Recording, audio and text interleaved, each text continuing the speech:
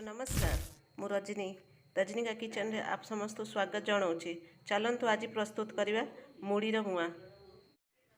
देखंतु आम कढ़ीटी भल भाव ताती जाइए। या द्वारा आम गुड़ पकेबा। देखंतु मु गुड़ भल पकई देइछि। एबे भल भाव आम गोड़ाइबा।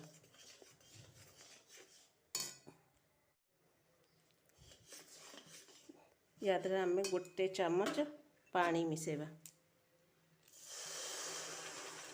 ताकि आम पागटी भल हम गुड़ पागटी जमी भल हम।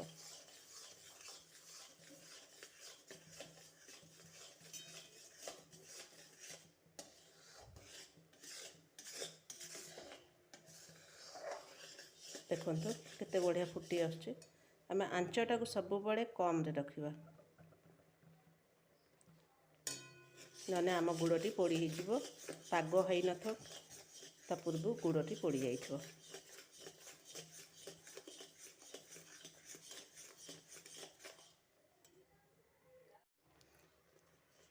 देखंतु गुड़ पाग है आसलानी।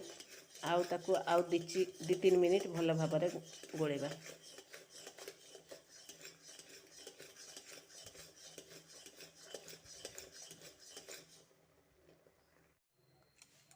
चलतु आम देखा आम पागटी है कि नहीं।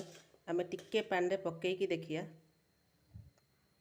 देखंतु मु पानी पकाउछि।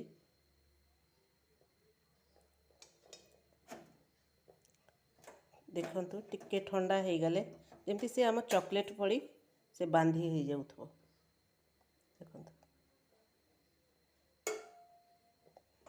आम पागटी संपूर्ण भल भाव हो जाइछि।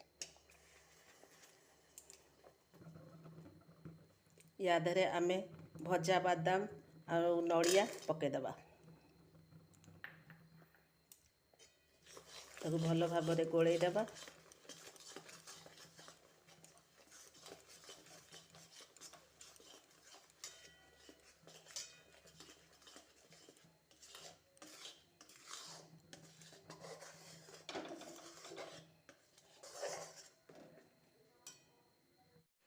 चलतु पागटी भल भाव हो जाइए। एबे आमे ताकू तळକୁ ओल्हेई टिके ठंडा करी मुड़ी पकेबा।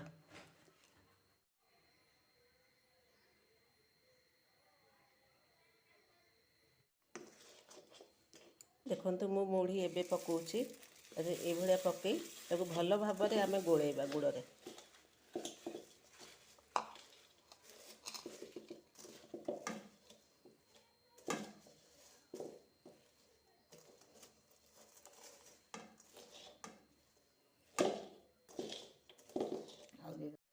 देखंतु मो सासुमा केमती गुड़ पागरे केमती मुआटी की बांधुचंती।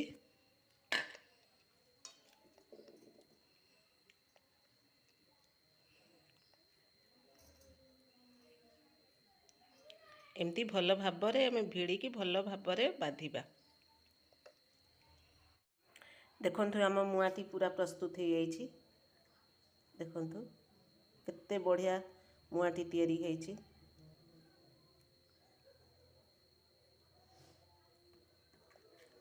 खाई कि देखंतु। जदि भल लगे लाइक करंतु, शेयर करंतु। धन्यवाद।